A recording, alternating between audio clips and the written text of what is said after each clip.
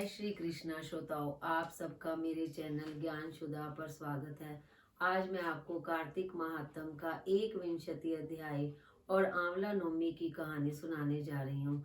इसको सुनाने से पहले हम ठाकुर जी का गुणगान कर लेते हैं एक भजन के माध्यम से। ठाकुर मेरे कलम हाथ तेरे, ठाकुर मेरे कलम हाथ तेरे, के सोने मेरे लेख लिख दे। ठाकुर मेरे कलम हाथ तेरे, के सोने मेरे लेख लिख दे। ओ मैं वारी वारी जावा, के सोने मेरे लेख लिख दे। ठाकुर मेरे कलम हाथ तेरे, के सोने मेरे लेख लिख दे। हाथां च लिख दे सेवा अपनी, हाथां च लिख दे सेवा अपनी। सेवा कर दी कदे भी ना थक्का, कदे भी ना अक्का, के सोने मेरे लेख लिख दे। ठाकुर मेरे कलम हाथ तेरे, के सोने मेरे लेख लिख दे।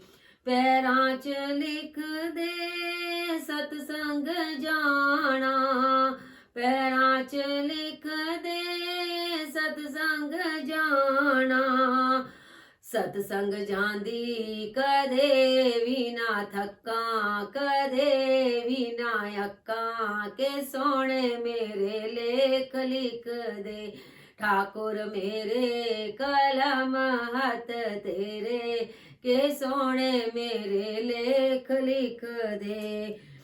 अखां च लिख दे दर्शन प्यारे, अखां च लिख दे दर्शन प्यारे। दर्शन कर दी कदे भी ना थक्का, कदे भी ना, दर्शन कर दी कदे भी ना थक्का, कदे भी ना अक्का, के सोने मेरे लेख लिख दे। ठाकुर मेरे कलम हाथ तेरे, के सोने मेरे लेख लिख दे। श्वासां च लिख दे नाम राधा दा, श्वासां च लिख दे नाम राधा दा।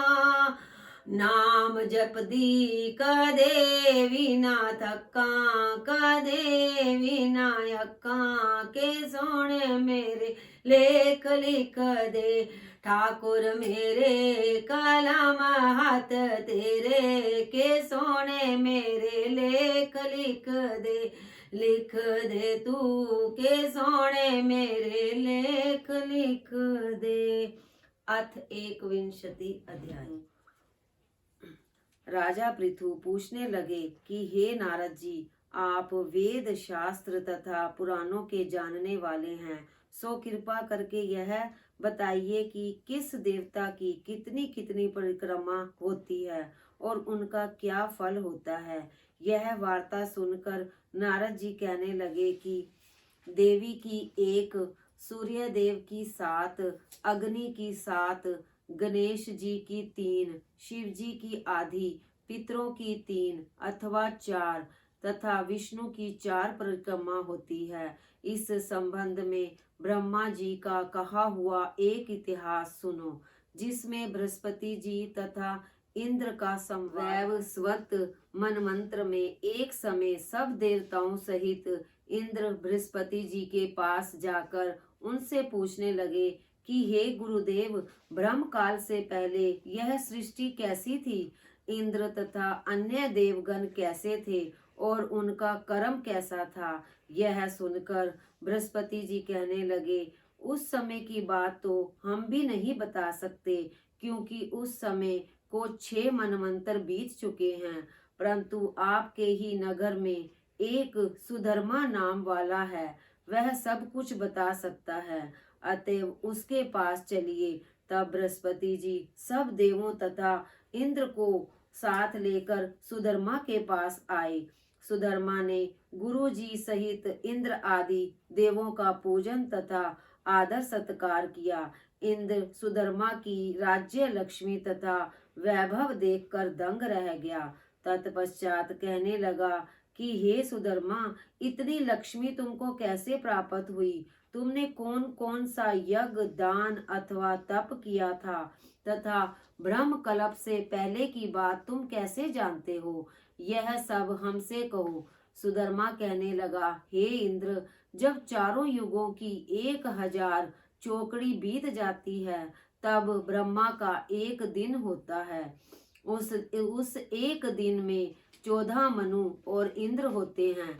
जब हम विष्णु लोक में थे, तब वहां पर रहते हमारे सामने इतने ब्रह्मा हो चुके हैं कि उनकी गणना नहीं कर सकते। उसके पश्चात जब हम यहाँ स्वर्ग में आए तो हमने जो भी अच्छा कर्म किया और जिसके कारण हमने इतनी लंबी आयु पाई, उसको सुनो। पहले जन्म में हम मांस खाने वाले गिद्ध थे। एक समय कार्तिक शुक्ला नवमी को श्री विष्णु के मंदिर पर बैठे हुए थे। तभी एक शिकारी ने हमको बाण मारा, जिससे हम घायल होकर मंदिर में आ गिरे। उसी समय मांस के लोभी एक कुत्ते ने आकर मुझको पकड़ लिया। उस कुत्ते को देखकर और कुत्ते भी वहां पर आ गए। वह कुत्ता उनके डर के मारे मंदिर के चारों ओर चक्कर लगाने लगा। दूसरे कुत्ते भी उसके पीछे पीछे भागते रहे। इस प्रकार सबकी प्रदक्षिणा हो गई। इसी बीच मेरी मृत्यु हो गई। उस प्रदक्षिणा से भगवान बहुत ही प्रसन्न हुए और मुझको अपना परम पद दे दिया। यह बात सुनकर इंद्र को अत्यंत प्रसन्नता हुई और उन्होंने विधि पूर्वक भगवान का पूजन तथा प्रदक्षिणा की। नारद जी कहते हैं कि हे राजन, कार्तिक शुक्ला नवमी सतयुग की आदि तिथि है। उस दिन भगवान की पूजा, प्रदक्षिणा, दान, तप तथा यज्ञ करने से कई गुना फल प्राप्त होता है। यदि कार्तिक कृष्णा नवमी को मथुरा में जाकर भगवान की पूजा व प्रदक्षिणा की जाए तो उसके फल का तो कहना ही क्या है। प्रदक्षिणा करने में जितने पग उठते हैं, उसके उतने ही कुल वैकुंठ में जाते हैं। यदि मथुरापुरी दूर हो तो अन्य किसी स्थान पर प्रदक्षिणा करे।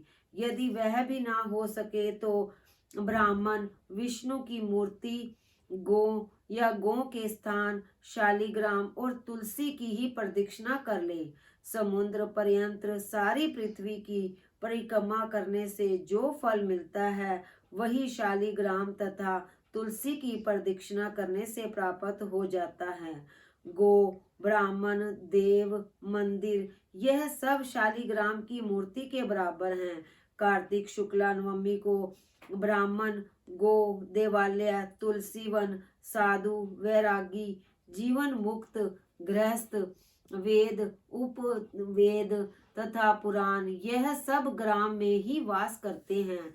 यदि ग्राम की प्रदक्षिणा करनी हो तो प्रातः काल उठकर स्नान आदि क्रिया से निवृत्त हो कमंडल में हाथ में ले ओम नमो भगवते वासुदेवाय मंत्र का जाप करता हुआ सूर्य देव से पूर्व ही प्रारंभ करे। ब्राह्मण, देव स्थान तथा शालिग्राम की मूर्ति की प्रदक्षिणा सूर्योदय के बाद भी की जा सकती। 21 अथ आंवला नवमी की कहानी। एक आंवलिया राजा था जो रोज 1 मन सोने के आंवले दान करता था, बाद में जीमता था। एक दिन उसके बेटे बहुओं ने देखा कि रोज इतने आंवले का दान करेंगे तो सारा धन खत्म हो जाएगा, इसलिए इनका दान बंद कर देना चाहिए। एक पुत्र आया और राजा से बोला कि आप तो सारा धन लुटा देंगे, इसलिए आप आंवले का दान करना बंद कर दीजिए। तब राजा और रानी उजाड़ में जाकर बैठ गए और वह आंवलों का दान नहीं कर सके, इसलिए उन्होंने कुछ भी नहीं खाया। तब भगवान ने सोचा कि अगर हमने इनका सत नहीं रखा तो दुनिया में हमें कोई नहीं मानेगा। तब भगवान ने स्वप्ने में कहा कि तुम उठो और तुम्हारे पहले जैसी रसोई हो गई है और आंवले का वृक्ष लगा हुआ है, तुम दान करो और जीम लो। तब राजा रानी ने उठकर देखा तो पहले जैसा राजपाट हो गया और सोने के आंवले वृक्ष पर फैले हुए हैं। तब राजा रानी 1.25 मन आंवले का दान करने लगे। उधर बहू बेटों से धर्म अन्नदाता का बैर पड़ गया। आसपास के लोगों ने कहा कि जंगल में एक आंवलिया राजा है, सो तुम वहां चले जाओ तो तुम्हारा दुख दूर हो जाएगा। वे दोनों वहां पहुंच गए। वहां पर रानी अपने बेटे और बहू को देखकर पहचान गई और अपने पति से बोली कि इन लोगों से काम तो कम कराएंगे और मजदूरी ज्यादा देंगे।